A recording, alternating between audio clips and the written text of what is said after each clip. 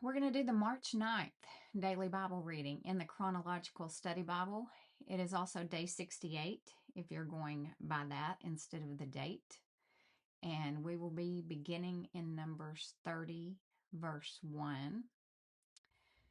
A stratification of authority is presented in a series of laws concerning vows. The vows of men must be kept, but vows of daughters and wives are made subject to approval by the male head of the household.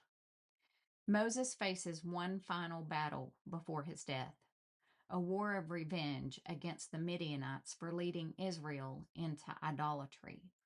Each tribe sends representatives into battle, and after their victory, the plunder is divided in a way that rewards the warriors, yet honors all. No man fights for himself or his tribe alone. He fights for the nation of Israel, sharing the spoil equally with the community, acknowledges their unity. None are elevated, and none are left out. The army loses no men in the battle, so they make a voluntary offering to the Lord. When Israel fights the enemy of sin, it benefits the community. When Israel fails in that battle, the entire community suffers. No one wins apart from God and without obedience to his commands. Then Moses summoned the leaders of the tribes of Israel and told them, "This is what the Lord has commanded. A man who makes a vow to the Lord or makes a pledge under oath must never break it. He must do exactly what he said he would do.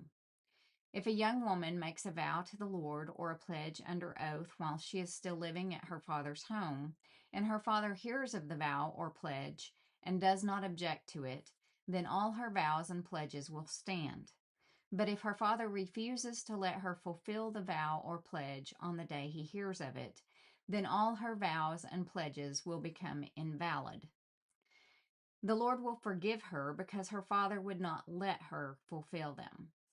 Now, suppose a young woman makes a vow or binds herself with an impulsive pledge and later marries. If her husband learns of her vow or pledge and does not object on the day he hears of it, her vows and pledges will stand.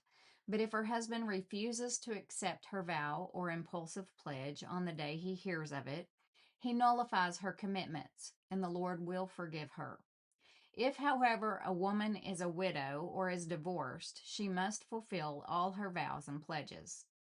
But suppose a woman is married and living in her husband's home when she makes a vow or binds herself with a pledge. If her husband hears of it and does not object to it, her vow or pledge will stand. But if her husband refuses to accept it on the day he hears of it, her vow or pledge will be nullified, and the Lord will forgive her. So her husband may either confirm or nullify any vows or pledges that she makes to deny herself. But if he does not object on the day he hears of it, then he is agreeing to all her vows and pledges. If he waits more than a day and then tries to nullify a vow or pledge, he will be punished for her guilt. These are the regulations the Lord gave Moses concerning relationships between a man and his wife, and between a father and a young daughter who still lives at home. The conquest of the Midianites. Then the Lord said to Moses, "On behalf of the people of Israel, take revenge on the Midianites for leading them into idolatry. After that, you will die and join your ancestors." So Moses said to the people, "Choose some men and arm them to fight the Lord's war of revenge against Midian. From each tribe of Israel, send 1,000 men into battle." So they chose 1,000 men from each tribe of Israel, a total of 12,000 men armed for battle. Then Moses sent them out, 1,000 men from each tribe, and Phinehas, son of Eleazar the priest, led them into battle. They carried along the holy objects of the sanctuary and the trumpets for sounding the charge. They attacked Midian, as the Lord had commanded Moses, and they killed all the men. All 5 of the Midianite kings, Evi, Rekem, Zur, Hur, and Reba, died in the battle. They also killed Balaam, son of Beor, with the sword. Then the Then the Israelite army captured the Midianite women and children and seized their cattle and flocks and all their wealth as plunder. They burned all the towns and villages where the Midianites had lived. After they had gathered the plunder and captives, both people and animals were brought. They brought them after they had gathered all the plunder, both people and animals. They brought them all to Moses and Eleazar the priest, and to the whole community of Israel, which was camped on the plains of Moab beside the Jordan River, across from Jericho. Moses, Eleazar the priest, and all the leaders of the community went to meet them outside the camp. But Moses was furious with all the generals and captains who had returned from the battle. "Why have you let all the women live?" he demanded. "These are the very ones who followed Balaam's advice and caused the people of Israel to rebel against the Lord at Mount Peor. They are the ones who caused the plague to strike the Lord's people. So kill all the boys and all the women who have had intercourse with a man. Only the young girls who are virgins may live.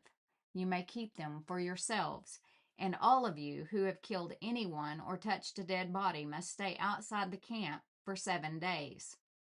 You must purify yourselves and your captives on the 3rd and 7th days. Purify all your clothing too, and everything made of leather, goat hair, or wood." Then Eleazar the priest said to the men who were in the battle, "The Lord has given Moses this legal requirement. Anything made of gold, silver, bronze, iron, tin, or lead, that is, all metals that do not burn, must be passed through fire in order to be made ceremonially pure. These metal objects must then be further purified with the water of purification. But everything that burns must be purified by the water alone. On the 7th day you must wash your clothes and be purified. Then you may return to the camp." And the Lord said to Moses, "You and Eleazar the priest and the family leaders of each tribe are to make a list of all the plunder taken in the battle, including the people and the animals. Then divide the plunder into 2 parts, and give half to the men who fought the battle and half to the rest of the people. From the army's portion, first give the Lord his share of the plunder, one of every 500 of the prisoners and of the cattle, donkeys, sheep, and goats. Give this share of the army's half to Eleazar the priest as an offering to the Lord. From the half that belongs to the people of Israel, take one of every 50 of the prisoners and of the cattle, donkeys, sheep, goats, and other animals. Give this share to the Levites, who are in charge of maintaining the Lord's tabernacle." So Moses and Eleazar the priest did as the Lord commanded. The plunder remaining from everything the fighting men had taken totaled 675,000 sheep and goats, 72,000 cattle, 61,000 donkeys, and 32,000 virgin girls. Half of the plunder was given to the fighting men.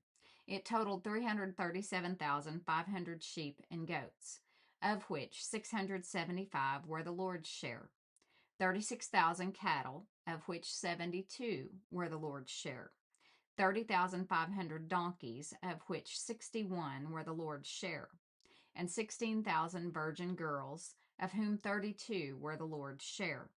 Moses gave all the Lord's share to Eleazar the priest, just as the Lord had directed him. Half of the plunder belonged to the people of Israel, and Moses separated it from the half belonging to the fighting men. It totaled 337,500 sheep and goats, 36,000 cattle, 30,500 donkeys, and 16,000 virgin girls. From the half share given to the people, Moses took one of every 50 prisoners and animals and gave them to the Levites, who maintained the Lord's tabernacle. All this was done as the Lord had commanded Moses. Then all the generals and captains came to Moses and said, "We, your servants, have accounted for all the men who went out to battle under our command. Not one of us is missing.